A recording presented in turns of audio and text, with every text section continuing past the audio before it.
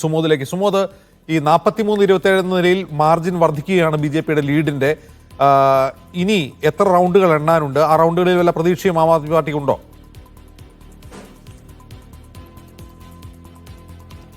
അല്ല, നിലവിലെ ട്രെൻഡ് അനുസരിച്ചാണെങ്കിലും പല സ്ഥലത്തും ഒരു 5 റൗണ്ടുകൾ മാത്രമാണ് പൂർത്തിയായിരിക്കുന്നത്. പക്ഷേ ഭൂരിപക്ഷ മണ്ഡലങ്ങളിലും ഇപ്പോൾ 10,000-ലധികം 10,000 മുതൽ ഒരു 14,000 വരെ ബി.ജെ.പിയുടെ ലീഡ് നില വലിയധികം ഉയർത്തിയിട്ടുണ്ട് എന്നുള്ള കാര്യമാണ് നമുക്ക് ശ്രദ്ധേയമായിട്ടുള്ളത്. പിന്നെ നേരത്തെ അജിംസ് ചോദിച്ചൊരു ചോദ്യം ഉണ്ടായിരുന്നു, ഈ കസ്തൂർബ നഗറിൽ എന്താണ് സംഭവിച്ചത്. നമ്മുടെ KPCC അധ്യക്ഷൻ കെ സുധാകരൻ പ്രചരണത്തിന് വന്ന ഒരു സ്ഥലമാണ് ഈ കസ്തൂർബ നഗർ. അവിടെ അഭിഷേക് ദത്താണ്, കാരണം അവിടുത്തെ ലോക്കൽ കൗൺസിലറെ തന്നെയാണ് കോൺഗ്രസ് സ്ഥാനാർത്ഥിയാക്കിയിരിക്കുന്നത്.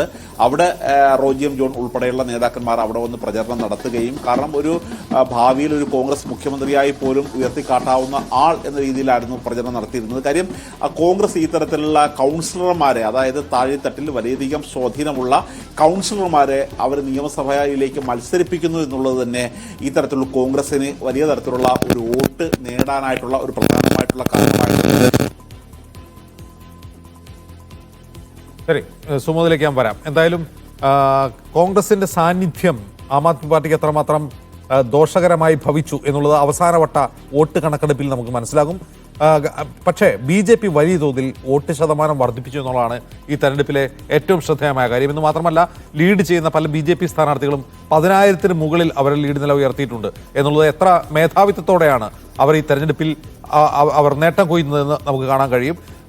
പക്ഷേ എങ്കിൽ പോലും 16 മുതൽ 28 വരെ റൗണ്ടുകൾ എണ്ണാനുള്ള പല മണ്ഡലങ്ങളിലും ഇപ്പോഴും 2 അക്കം റൗണ്ടുകൾ കടന്നിട്ടില്ല എന്നുള്ളതും ശ്രദ്ധേയമാണ്.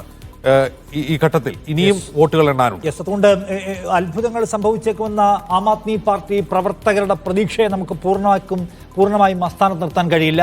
പക്ഷേ ആദ്യത്തെ ഒരു 3 മണിക്കൂറൊക്കെ 2.5 മണിക്കൂർ പിന്നിടുന്ന ഘട്ടത്തിൽ ഡൽഹിയുടെ ഒരു ട്രെൻഡ് പ്രകടമാണ് എന്നത് എടുത്തു പറയണം. അതിൽ തന്നെ ഇപ്പോൾ ആം ആദ്മി പാർട്ടിക്ക് വലിയ പ്രതീക്ഷ ഉണ്ടായിരുന്ന അവരുടെ കുത്തക മണ്ഡലങ്ങളിലെല്ലാം ബി.ജെ.പിക്ക് ലീഡെടുക്കാൻ കഴിയുന്നുവെന്ന് വന്നാൽ ആം ആദ്മി പാർട്ടിക്കെതിരായി ഒരു ജനചിന്ത ഉണ്ടായി എന്നതാണ് ബി.ജെ.പിയുടെ കോൺഫിഡൻസ്. എന്ന് മാത്രമല്ല, ലീഡുള്ള സ്ഥലങ്ങളിലെല്ലാം വലിയ കൂറ്റൻ ലീഡ് ബി.ജെ.പിക്ക് ഉണ്ട്. എന്ന് വെച്ചാൽ അത് പൊതുവായൊരു ട്രെൻഡിന്റെ, ജനങ്ങളുടെ ഒരു പൊതുവികാരത്തിന്റെ സൂചനയാണ്. അതുകൊണ്ട് ഇത് അട്ടിമറിക്കപ്പെടാനുള്ള സാധ്യത തുച്ഛമാണെന്നേ ഇപ്പോൾ പറയാൻ കഴിയൂ. ബി.ജെ.പിയെ സംബന്ധിച്ച് മുന്നേറ്റം, നേരത്തെ മാധ്യമപ്രവർത്തകർ ലിസ് മാത്യു ചൂണ്ടിക്കാണിച്ചതുപോലെ നരേന്ദ്രമോദിയെ സംബന്ധിച്ച് ഈ വിജയം വളരെ പ്രധാനപ്പെട്ട ഒന്നാണ്. 2024 പൊതു തെരഞ്ഞെടുപ്പിൽ മങ്ങിയ വിജയമാണ് ബി.ജെ.പി നേടിയതെങ്കിൽ അതിനുശേഷം നടന്ന ഹരിയാനയിലെയും മഹാരാഷ്ട്രയിലെയും ഇപ്പോൾ ഡൽഹിയിലെയും വലിയ വിജയം നരേന്ദ്രമോദിയുടെ നേതൃത്വത്തിലുള്ള ബി.ജെ.പി തകർന്നു പോയിട്ടില്ല, അതിൻ്റെ തകർച്ചയുടെ സൂചനകളല്ല, അത് തിരിച്ചു വന്നിരിക്കുന്നു എന്നുള്ള സന്ദേശം കൊടുക്കാൻ കഴിയും. അപ്പോൾ ഈ പറയുന്ന മഹാരാഷ്ട്രയിലാണെങ്കിലും ഹരിയാനയിലായാലും ഡൽഹിയിലായാലും നരേന്ദ്രമോദി നേരിട്ട് അങ്ങനെ ഒരു വലിയ വിസിബിൾ ആയിട്ടുള്ള ഒരു സ്റ്റാർ ക്യാമ്പയിനറായി അദ്ദേഹം ദീർഘനാൾ ഉണ്ടായിരുന്നില്ല എന്നുകൂടി കാണണം. പക്ഷെ എന്നാലും നരേന്ദ്രമോദി ആയിരിക്കും ഇന്ന് വൈകുന്നേരം പ്രവർത്തകരെ അഭിസംബോധന ചെയ്യുക എന്ന കാര്യത്തിൽ തർക്കമൊന്നുമില്ല.